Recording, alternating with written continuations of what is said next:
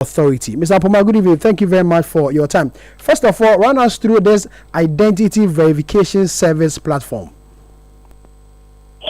Right, good evening, and thank you for having me. Right, so let me put this on record that the indebtedness of the Ghana Revenue Authority to the National Identification Authority predates this current management. We have an MOU with them. Before the MOU, the Ghana Revenue Authority were registering people and issuing TIN numbers. So there was a governmental policy to put a hold to that process and then use the Ghana card. So after the MOU, they had some data that needed to authenticate them using the National Identification Authority's data. So as part of the process, they had a dedicated server, and we transferred a bulk data to them to do what the IT guys call matching of the data. Now, in the MOU, they're supposed to pay some fees to the National Identification Authority. Since we took over, we noticed they owe us about 376,747,406 Ghana cedis. We are all government institutions, and so we took steps to recover the money.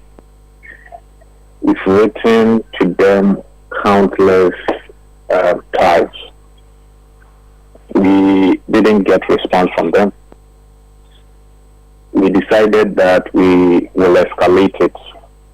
And so we even went to the extent of meeting a select committee in Parliament with the name Public Interest and Administration Committee on this very issue.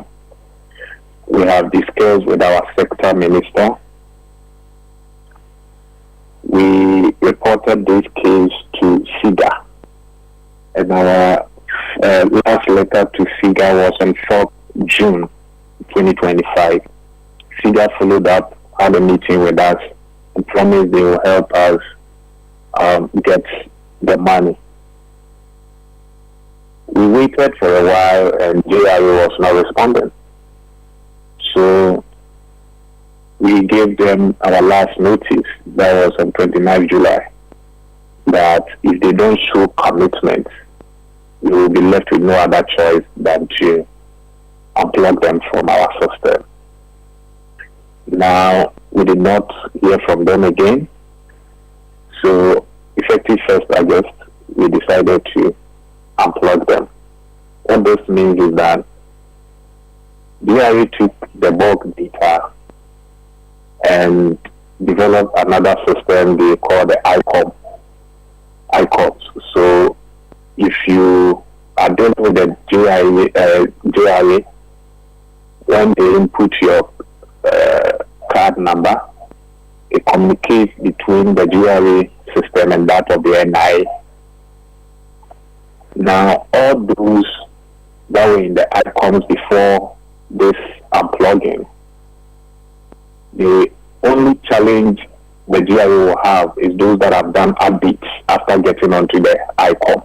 Because once we've unplugged them, they do update, you cannot get that data. Those who are yet to get onto the system will also not be able to, because we have unplugged them. Now, we have written to the data protection.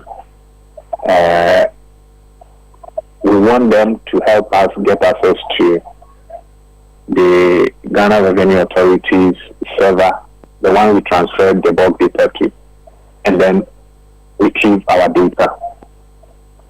We have a policy as an authority that we are not transferring bulk data to any institution again. And so even after the pay their debt owed to the National Identification Authority and still want to use our platform, you have to come through the API system. We are not giving them bulk data again. However, what is even disheartening is the fact that after getting the bulk data from us, there are other institutions that are also sourcing the data from the Ghana Revenue Authority. Institutions like HAPTEL, the ECG, Electricity Company of Ghana, and even Land Commission. They were all getting their data from the Ghana Revenue Authority, which breaches the law. And we have written to them on this as well. Are these organizations you mentioned, are they supposed to come to you rather? Exactly. So you have taken the data, you are not paying what you're supposed to pay to us, and you are giving the data out to other institutions, breaching the law with impunity. So we got to where we are now as a result of non-compliance. And it saddens our heart because we understand the implications of this, but as an authority, we also need to work. This is affecting our operational abilities. Okay, so William, your decision today has affected or caused some disruptions at the ports. I don't know if you're aware of this. We are told that people are not able to go through the process to clear their goods at the port. Has this come to your attention? Earlier today, we had a number of people at our fair with their Ghana card on this issue. I understand they went to the ports to clear their goods. They were not on the system. Some had done updates, and so because we have unplugged the GRA, the systems were unable to communicate. So a number of people were at our premises to get their issues resolved. So we are aware, and as I said, we painfully had to do this because we also need money to maintain the system. But the state also needs money, and so if this disruption is taking place at the port, is the state also not losing revenue?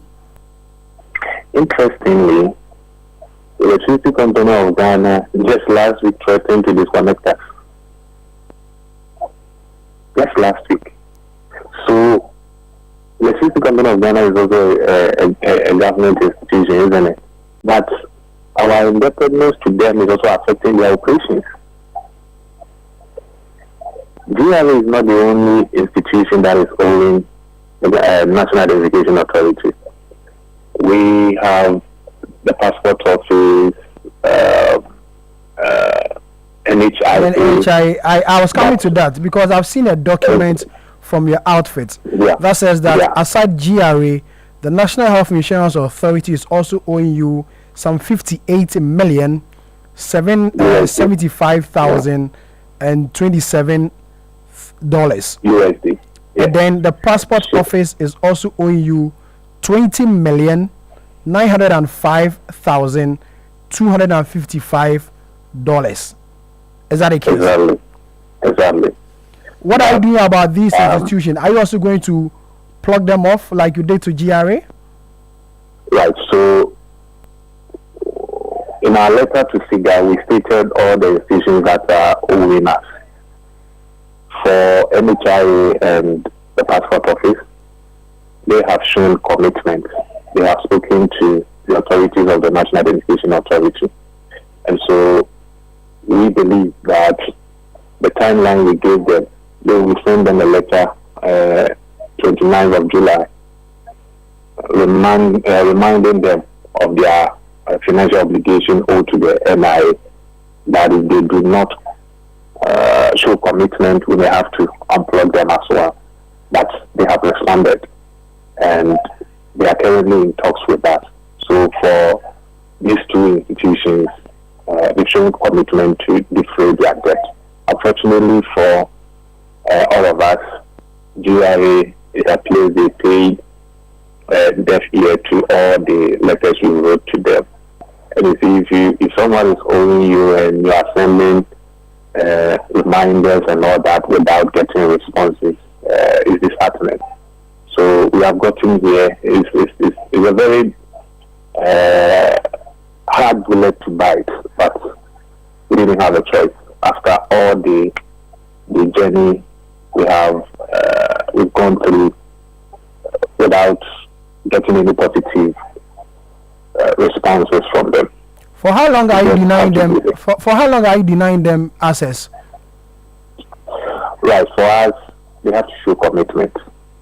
Commitment meaning paying all the 376 million cedis?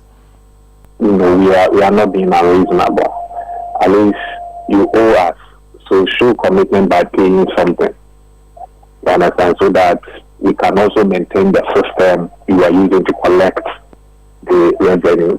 Mind you, we have contract staff that we pay with our IGF and all that. So we need these monies to be able to run efficiently. Okay, William, I get you loud and clear. So for the others, they've shown reasonable, they've written to you, at least expressing interest in pay. Have they told you, have they given you some timelines as to when they will make commitments aside GRA, I mean the NIA and the passport office? Just yesterday, there was a high-level conversation between the passport office and the executive secretary of the authority, Mr. Wisdom Kwekudeku. And so we are hopeful that by close of this month, we'll make a headway.